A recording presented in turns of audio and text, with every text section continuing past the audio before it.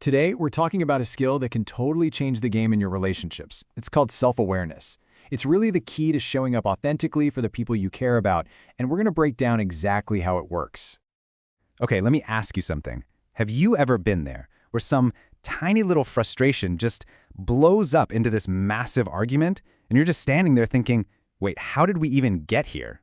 It happens to all of us, right? And it points to something much deeper that we're going to get into. Well, here's the thing. The answer usually isn't about what's happening on the outside. Nope, the real root of these fights. It's an unseen struggle that's going on inside each of us. And this is exactly how that negative spiral gets started. See, when we're not really self-aware, it's so easy to just assume the worst, you know? We think our partner is trying to get on our nerves, when really, we're just projecting our own stressful day onto them. And boom, that's it. You've got this cycle of misunderstanding where tiny things get blown way out of proportion, all because we're not tuned into what's really going on with us. So, okay, if a lack of self-awareness is the problem, then it's pretty obvious that developing it is the solution. But what does that even mean? What is self-awareness, especially when we're talking about our relationships? Let's get a really clear definition on the table. Okay, so at its core, you can think of self-awareness as a two-part deal. Part one is looking inward, actually noticing your own thoughts and feelings as they happen.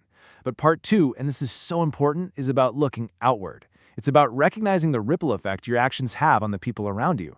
When you get this down, it is an absolute game changer. And this right here, this shows you the big shift. Without self-awareness, we're just stuck reacting on impulse. It's that knee-jerk comment, right? The defensive thing that just flies out of your mouth before you can stop it. But with self-awareness, you get this tiny, crucial pause. And in that little moment, you can actually choose to respond with intention.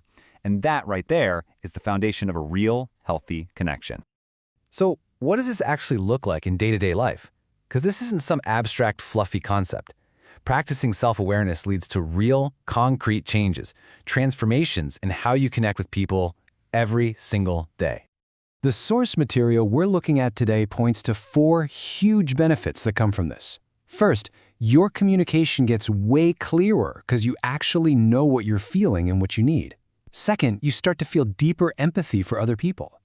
Third, you stop blaming and start taking some responsibility. And when you put all that together, you get a much more genuine, authentic connection. And man, this quote really hits the nail on the head. We all know the blame game is just toxic for trust. But that moment you can just pause and honestly ask yourself, okay, wait a second, what was my role in this? Wow, that one question can change the entire dynamic. It's not a battle anymore. It becomes a collaboration. So let's make this super practical. Here's what that clearer communication actually looks like.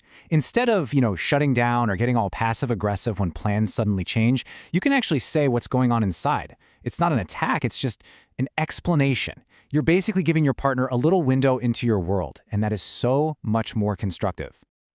Okay, I know what you might be thinking right now. This all sounds great, but how do I actually do it?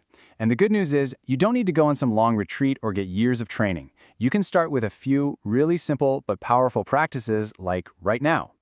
So here are 4 easy ways to get started. Number 1, reflect. After a tense conversation, just take a minute and ask yourself, was I really listening, or was I just waiting for my turn to talk? Number 2, notice your body.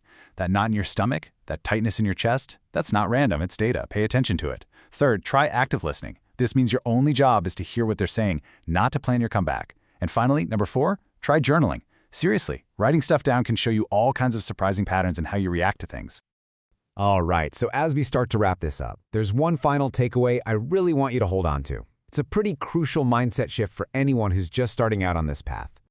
Listen, this is not about being perfect. This is not another thing to add your to-do list to beat yourself up about. Self-awareness is a practice, not a destination you arrive at. It's really just about making the choice over and over again to show up with a little more presence, a little more honesty, and a little more understanding, both for yourself and for the people you love. We've really only scratched the surface here today.